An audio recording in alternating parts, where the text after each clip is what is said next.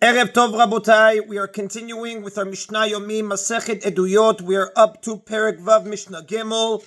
Today's Mishnayot should be Le'ilui Nishmat, Neria ben Svetlana, Ranbai, Veliyahu ben Burcha Israelov, Chana bad Miriam, Sason ben Ryan, Yoshua ben Shifra, Menuchatam began Eden, Amen, and Le'avdil ben Chaim lechaim, v'derefua shelemav Daniel Shalom ben Rosa, B'tor Shachol Israel, and Achlama Merav Binyamin Od Zion Chai ben Dvorah. In the previous Mishnah, we learned that everyone agrees that a limb removed from a living person is tameh. This Mishnah discusses the status of a piece of flesh or a bone that comes off such a limb. This Mishnah speaks only of a limb that was removed from a living person, unlike the previous Mishnah, which also dealt with a limb removed from a corpse. To simplify the discussion, we will often speak simply of a limb without specifying that it is from a living person. Similarly, although it makes no difference to this discussion whether the limb was removed deliberately or simply fell off, we will refer to it as having been removed. Kezayit basara poresh mever menachai, a kezayit of flesh that comes from a limb removed from a living person. Rabbi Eliezer metameh. Rabbi Eliezer rules that it is tameh, just like flesh that comes from a corpse. The Rabbi Yoshua and Rabbi Nechunya metarim. But Rabbi Yeshua and Rabbi Nechunya rule that it is tahor, like flesh that comes from a living person. Flesh removed from a living person is tahor, while flesh taken from a dead person, a corpse, is tameh, provided there is at least a kazayit of it. However, a limb removed from a living person is tameh, since a limb from a living person transmits tumah to all, like a corpse, as we learned in the previous Mishnah. Rabbi Eliezer reasons that flesh that comes from that limb should be treated the same as flesh that comes from a corpse. Therefore, a kazayit of flesh from the limb is tameh, and it transmits tumah even to oil. Rabbi Yeshua and Rabbi Nechunya, however, hold that once the flesh is removed from a limb, it no longer shares in the special law of a limb from a living person. Rather, it is simply a piece of flesh from a living person, which is tahor. Etzem kisora poresh mever menachai, a piece of bone the size of a barley corn that comes from a limb removed from a living person. Rabbi Nechunya metameh. Rabbi Nechunya rules that it is tameh, just like the bone from a corpse. Rabbi Eliezer and Rabbi Yoshua metarin. But Rabbi Eliezer and Rabbi Yoshua rule that it is tahor, like a bone removed from a living person. Here too, a bone from a living person is tahor, while a bone from a corpse is tameh. The question is whether a bone that comes from the limb of a living person is tameh. Rabbi Nechunya holds that it has the same status as a bone that comes from a corpse. Rabbi Eliezer and Rabbi Yeshua, however, hold that the bone is treated like a bone taken from a living person, which is tahor. A bone from a corpse must be at least the size of a barley corn to transmit tumah. Unlike flesh from a corpse, a bone transmits tumah only through touching and carrying, but not to oil. Certain major parts of the skeleton or a large number of bones together are an exception to this rule. This will be explained later on. To summarize, there are three opinions about flesh and bone that come from a limb removed from a living person. Number one, Rabbi Eliezer holds that the flesh is tameh, but the bone is tahor. Rabbi Nechunya holds the opposite, the flesh is tahor, but the bone is tameh. Rabbi Yeshua holds that both the flesh and the bone are tahor. The Mishnah now records the discussions between these Tanaim about their views. It begins with Rabbi Yeshua and Rabbi Nechunya's questioning Rabbi Eliezer's opinion. Amru lo Rabbi Eliezer, Rabbi Nechunya and Rabbi Yeshua said to Rabbi Eliezer, what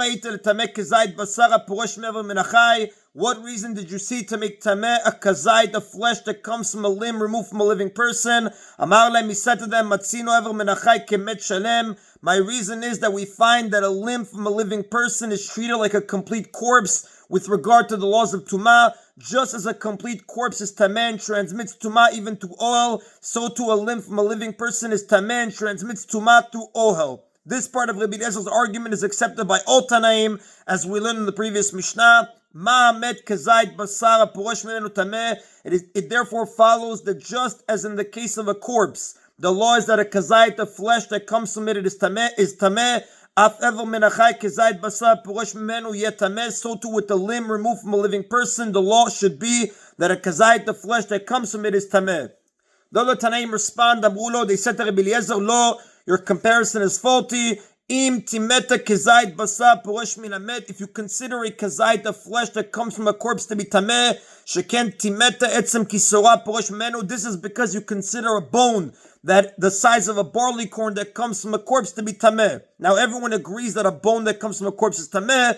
the expression you, Rabbi Eliezer, consider it tameh is used on account of the next part of the argument, which is based on Rabbi Eliezer's opinion. But again, they're telling him, since we see that the Torah was strict with the bone coming from a corpse, it makes sense that the Torah was also strict with flesh that comes from a corpse. Tetameh kezayit basar poresh mever menachai. Will you make tameh on this basis a kazayit of flesh that comes from a limb removed from a living person? Sheken tialta etzem kisora poresh hemenu, where you ruled that a bone the size of a barley corn that comes from such a limb is tahor, since even you agree, Rabbi Eliezer, that a limb from a living person is treated more leniently in regard to a bone that comes from it. Perhaps the Torah was also more lenient in regard to flesh that comes from it and considers it tahor as well.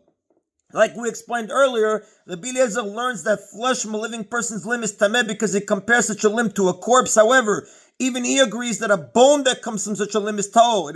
Is it not obvious then that a limb from a living person is not really treated the same as a corpse, despite certain similarities? If so, there is no basis for concluding that they are treated the same in regard to flesh either. Rabbi Nechunia's opinion is now questioned. Rabbi Nechunia, Rabbi Eliezer, and Rabbi Yeshua said to Rabbi Nechunia, what reason did you see to make tameh a bone the size of a barley corn that comes from a limb removed from a living person? He said to them, my reason is that we find that a limb from a living person is treated like a complete corpse with regard to laws of tumah. It therefore follows that just as in the case of a corpse, the law is that a bone the size of a barley corn that comes from it is tameh. So too with the limb removed from a living person, the law should be that a bone the size of a barley corn that comes from it is tameh. Essentially the same argument made by Rabbi Eliezer above to prove that flesh from the limb of a living person is tameh. Although Rabbi Nechunia rejected Rabbi Eliezer's argument in the case of flesh, he accepts it in regard to a bone. And Rabbi Nechunia will explain later below why there is a difference. The other Tanaim rejected Rabbi Nechunia's opinion with the same type of argument that was used to reject Rabbi Eliezer's opinion. And Mudo, they said to him, no, your comparison is faulty. If you consider a bone the size of a barley corn that comes from a corpse to be tameh, this is because you consider a kazayit, the flesh that comes from it, to be tameh. Since we see that the Torah was strict with flesh that comes from a corpse, it makes sense that the Torah was also strict with bone that comes from a corpse. Will you make tameh on this basis a bone the size of a barley corn that comes from a limb removed from a living person, where you ruled that a kazayit, the flesh that comes from such a limb, is tahor? Since even you and Rabbi Nechunia agree that a limb from a living person is treated more leniently by the Torah in regard to flesh, perhaps the Torah also was more lenient about it in regard to a bone that comes from it and considers it tahor. After presenting similar arguments and rejections of the opinions of both Rabbi Eliezer and Rabbi Nechunia, the Mishnah explains why each of them thought his case was different. They said to Rabbi Eliezer, what reason did you see to divide your method of comparison and say that we compare a limb from a living person to a corpse, but only in regard to its flesh and not in regard to its bone? Either rule that both of them are tameh, or rule that both of them are tahor. If the comparison between the limb of a living person and a corpse is valid, then rule both the flesh and the bone that come from the limb are tameh. And if it is not a valid comparison, then consider both of them tahor. Amar lehem, he said to them, Merubat tumat basar mitumat atzamot. We find that the tumah of flesh is greater than the tumah of bones. Shabasar noeg bin velot uvishatzim, for flesh is subject to tumah even in the case of nevelot and shratzim. Mashenken batzamot, which is not the case with bones. The bones of nevelot and shratzim are not tameh. Since flesh is a source of tumah in regard to other types of tumah, whereas bones are not, it makes sense to compare the tumah of a limb to that of a corpse only in regard to its flesh and not in regard to its bones. Rabbi Eliezer finds an additional difference between the tumah of flesh and the tumah of bones. This serves to strengthen his opinion that the tumah of flesh is more severe and only it should be compared to a corpse. Davar acher, an additional point, the tumah of flesh is also greater than that of bones in the following way. Ever sheyesh alav basar karui mitameh b'maga u'v'masa u'v'oel.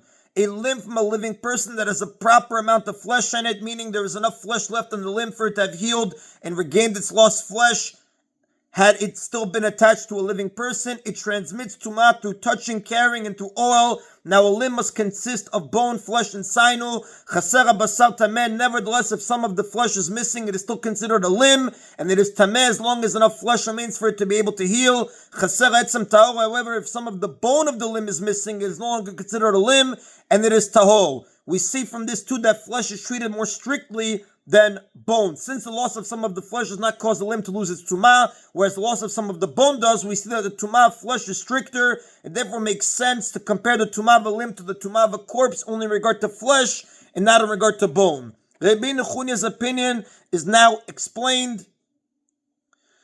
Amru lo Rabbi Nechunya, Rabbi Eliezer Rabbi Shua said to Rabbi Nechunya, Ma ra'ita lachalok midotecha? What reason did you see to divide your method of comparison and say that we compare a limb from a living person to a corpse, both only in regard to its bone and not in regard to its flesh? O tameh b'shneim, o tahor b'shneim. Either rule that both are tameh or rule that both are tahor. Amar lehem, he said to them, Merubat tumat atzamot mitumat basar. We find that the tumah of bones is greater than the tumah of flesh. Shabasar porosh min achai tahor, for flesh that comes from a living person is tahor. Ve'ever aporosh mimenu v'hu kibriyato tameh. But a limb that comes from him and it is in its original form, it has flesh, sinew, and bone, is tameh. Since flesh alone is not tameh, but when combined with the bone that is tameh, we see that the bone is the main cause of tumah. Since bones have the stringency over flesh, it makes sense to say that the law for bones that come from a limb is stricter than the law for flesh that comes from a limb. Rabbi Nechunya cites a second way in which bones are a greater source of tumah than flesh. Davar acher, an additional point, the tumah of bones is greater than the tumah of flesh in the following way. Kezayit basar mitamim b'magav masar of oil. A kezayit of flesh from a corpse transmits tumah through touching, carrying, and oil. The rov atzamot mitameim b'magav masar of oil. And similarly, a majority of the bones of a corpse transmit tumah through touching, carrying, and oil. Although bones generally do not transmit tumah to oil, a group of bones making up the majority of the bones in the human body do transmit tumah through oil. The sages counted 248 bones in a person's body. Therefore, the majority is 125 bones. However, when these amounts are not met, the law of flesh and the law of bones are not the same. Chasera basar tahor. If some of the flesh is missing and what remains is less than a kazait, it is completely tahor and does not transmit tumah in any way. Chaser rov atzamot. On the other hand, if some of the majority of bones is missing, so there is no longer a majority, afal pi shetahor militameh be'or mitameh b'magav masah. Even though the bones that remain are tahor with respect to transmitting tumah to oil, they still transmit tumah through touching and carrying.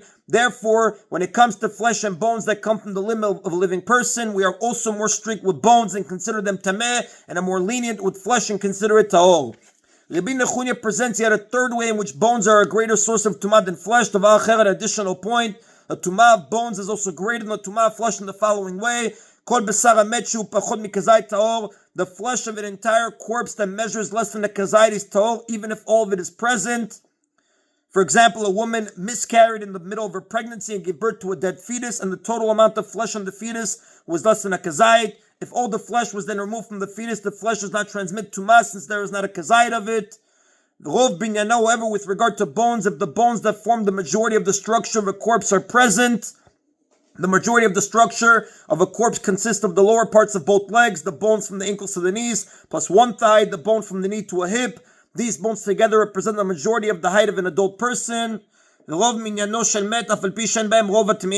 a majority of the total number of bones in a corpse are present, then even though these bones do not add up to the measure of a quarter kav needed to transmit tumah to oil, they are still tameh and transmit tumah to oil. Therefore, flesh lacking the proper measure is tahor, even if all the flesh of the corpse is present, while bones lacking their proper measure are tameh, as long as the majority of them are present. Again, we see that bones have a greater power to transmit tumah than flesh. It therefore makes sense to say that we are stricter with bones that come from the limb of a living person and consider them tameh than we are with flesh that comes from the limb, which is tahor. Rabbi Yeshua's opinion is now analyzed. Rabbi Yeshua rules that both flesh and bones that come from the limb of a living person are tahor. Amru lo Rabbi Yeshua, Rabbi Eliezer ben Nechunya said to Rabbi Yeshua, Ma ra'ita l'tahor b'shneim? What reason did you see to consider both of them tahor? Since a limb removed from a living person is tameh like a corpse and transmits tumah to oil, it is logical to compare the flesh and bone that come from it to the flesh and bone that come from a corpse. Amar lehem, he said to them, Lo, no, your comparison is faulty. Im amartem bemet.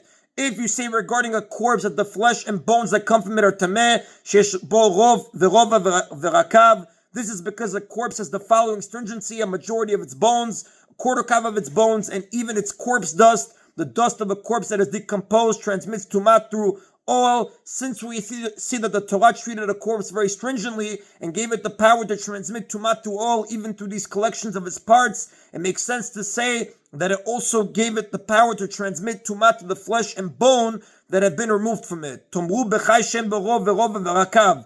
Will you say the same must be true for the flesh and bone that come from the limb of a living person, which does not have the law that a majority of its bones, a quarter kav of its bones, and its corpse does transmit tumah to oil? Since it is clear that the Torah does not treat the tumah of a limb from a living person as strictly as it does the tumah of a corpse, we have no right to assume that a limb from a living person has any of the additional stringencies we find by a corpse, such as having the flesh and bone that come from it also transmit tumah. And that is the end of Perek Vav Mishnah Gimel.